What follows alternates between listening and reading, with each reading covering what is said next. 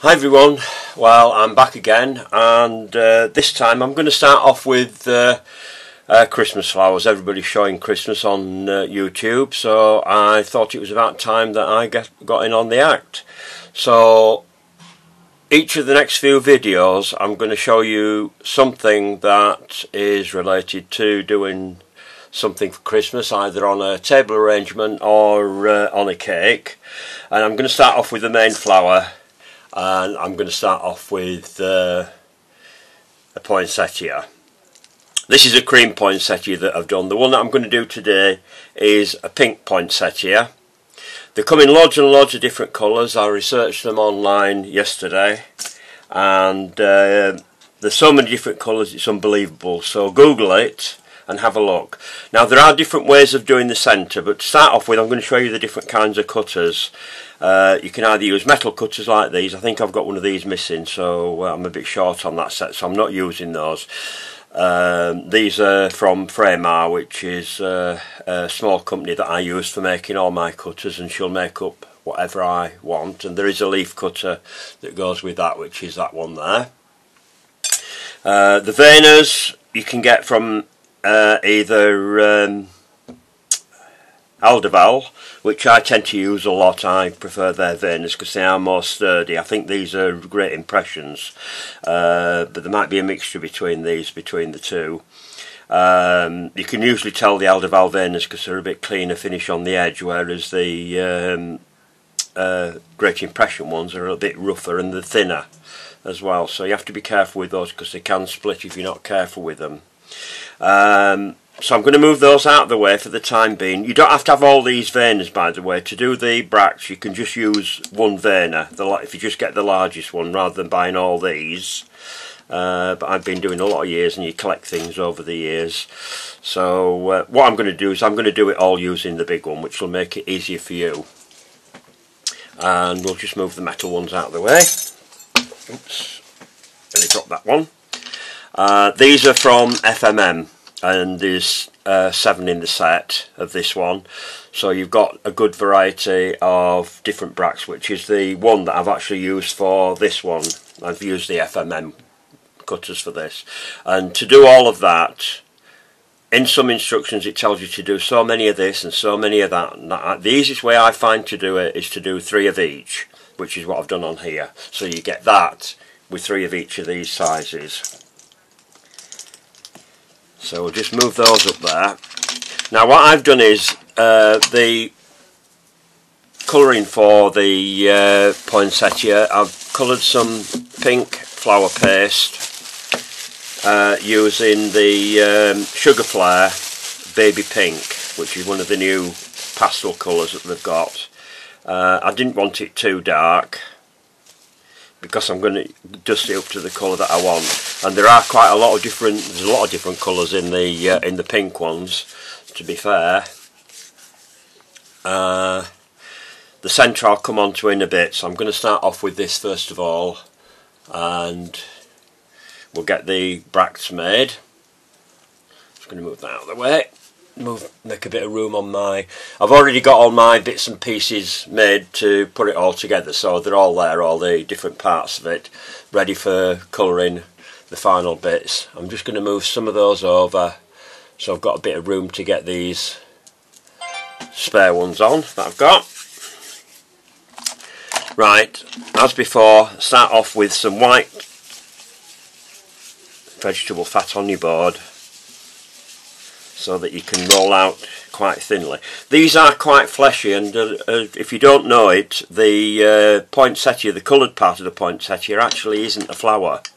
They are called bracts, which you get on some of the tropical flowers. The flowers are actually the centre part of the flower, which are very insignificant really, and you find that on a few plants, although when we're doing things like this, the showy part of it is actually going to be the bracts. Right, so roll out some of the pink, and I'll get my trusty ridge rolling pin if anybody hasn't watched me before, I did in the first video show you how to use the other side of this board, which is the groove side, which is a good way to start if you're just learning. Some people have difficulty with this, but people do progress onto this, because once you get quick at doing your flowers, you'll find that the smaller groove works better for some people. So we're going to start off with the smallest ones here, of which I've got that one and that one. These are the two small ones. You just have to watch it with these, because you can't actually see the cutting edge on these, so you just have to try and position it as best you can. Try and get as near as you can the bottom part and the top part there. You might be slightly off with this, but that doesn't matter. I'm only going to cut out one of each of these, because I've already made all the parts for the poinsettia. So get those done. Then we move on to the next size, which is that one. Some of the straighter ones like this, it's a bit easier because you just line up your points on your veins there.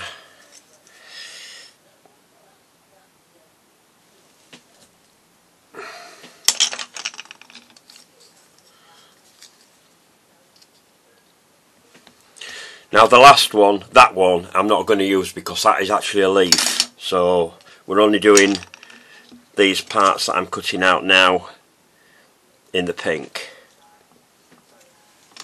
We should have it 1, 2, 3, 4, 5, 6. That's it. So we've got 6 pieces there, and you'll want 3 of each of these for your flower. Now if you can if you want use a smaller wire for the smaller sizes on these. I'm just going to use a 26 gauge wire on all of them because it's quicker for me to do it that way. But for your small ones you can cut your wires into 6 because they are very small, and then I would cut it into 4 for the larger sizes. So what I'm going to do is I'm going to cut this in half, and then I'm going to cut these into quarters, so I'll have more than I need for those there. And I've bent those. If you do get a bend on your wire like that, don't use that end to put into your paste. As I said before, it just proves that things go wrong. They don't always go right for all of us. So if I make a mistake and show you the mistake and then explain what I've done, then it's better for you to understand and think, well, if something goes wrong, it went wrong for them as well. Professionals don't tend to show you these sort of things online, but I've always done this in my classes because it's a good idea for people to see if you do something wrong and how you can correct it. So I'm going to start that into the bottom there, then up the petal there, or the bract.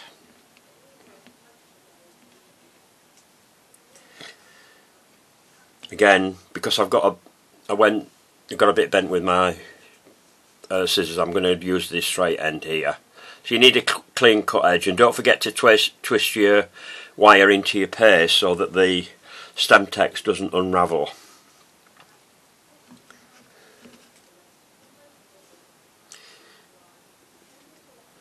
I find with a lot of things, I mean, something I bought, some smart plugs to go with my Alexa, and they're not working right. And I told the manufacturers when I got in touch with them and told them about the problems that I got, your instructions are too vague. You don't have a troubleshooting sheet like some people do. If things go wrong, telling you what to do.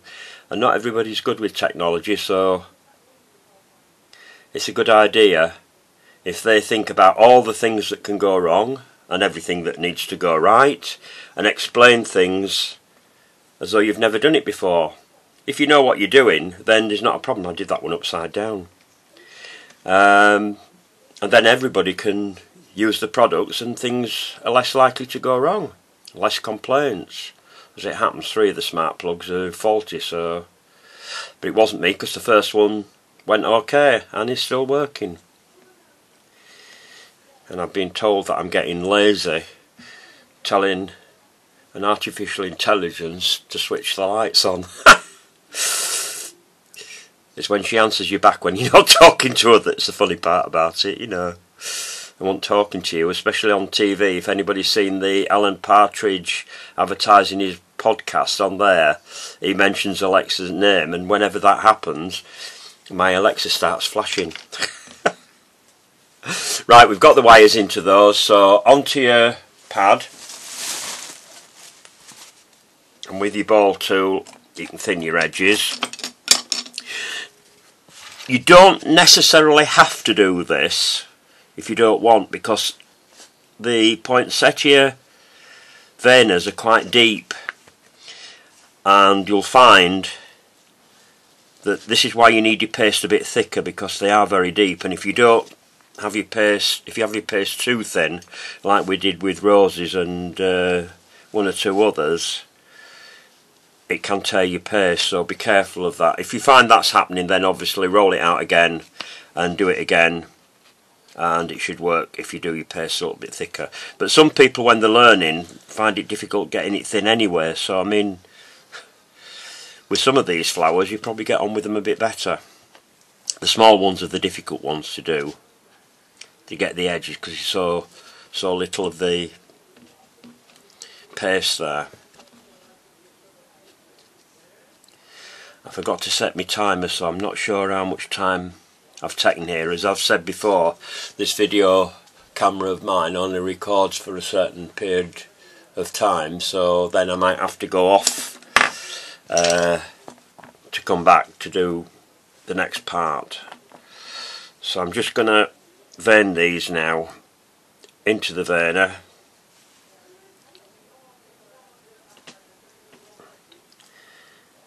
There we are. Just shape that then onto your foam and do the same with each of the, oops, that's come out, get that one back in. If it does that, just pull it out and go back in again. I've got a little bit of wire showing, but this is only, I'm not actually going to be using these, but that can be covered up with the colouring. So I'll just finish these off, and then I'll go off and I'll come back to colouring and assembling, and try not to talk as much so we can get a lot more done. Even at college I've been informed now that we might be doing classes online, which could be a bit awkward. I might have to change all of my teaching programme, because I'll have to do things that people can readily get hold of the equipment quickly to do it. So there we are. It's a different world that we're living in at the moment with all the this pandemic going on.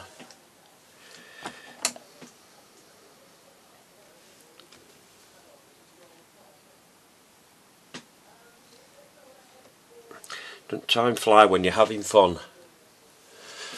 Right, so that's all the bits made there. I've just got the centre part to make, which for that, how much time have I got left? Oh, alright, I've got about 8 minutes, so I think I can get on. There's loads of different ways of doing your centres. Now you can either do them like I've done with this one, and just do pointed buds and small bunches of cotton,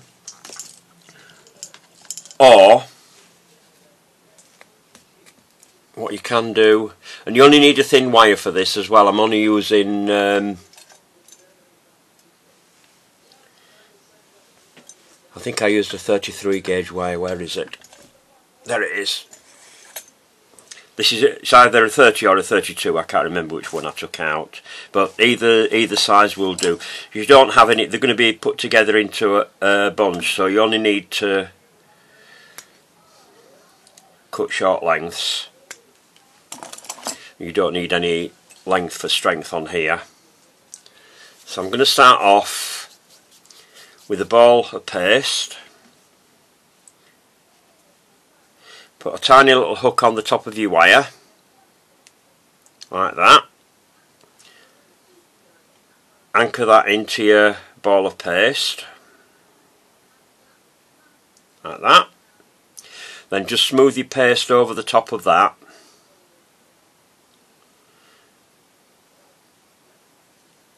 And then with your finger roll the back down, so you've got an upside down cone like that. Now this one I'm going to do with a pair of tweezers, so tweezers into the centre like that and pull up, going round your paste, which makes sort of like a little bit of a crown effect. That one went a little bit wrong, but never mind. As I say, when I'm doing things like this, things can go wrong. Yesterday when I made all my bits and pieces, it went really neatly, but what it will end up like is like that. This is one that I've coloured to give you an idea. So I'm just going to pop that to one side over there. The other method is to use a pair of nail scissors. So again, into a ball,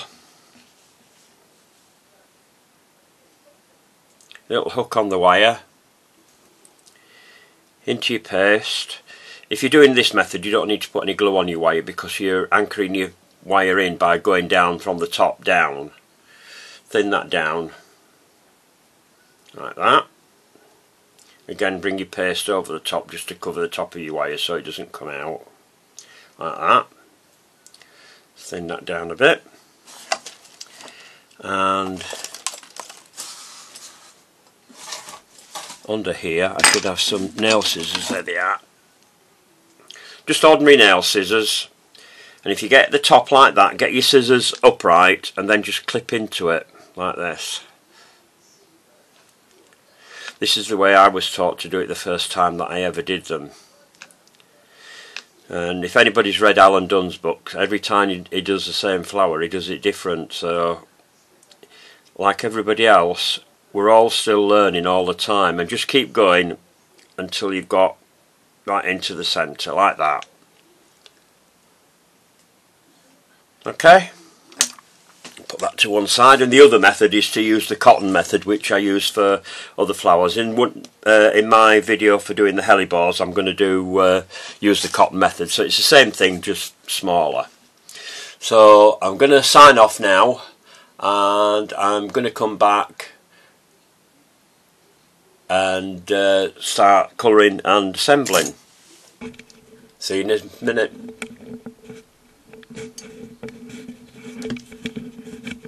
Where's my button? There.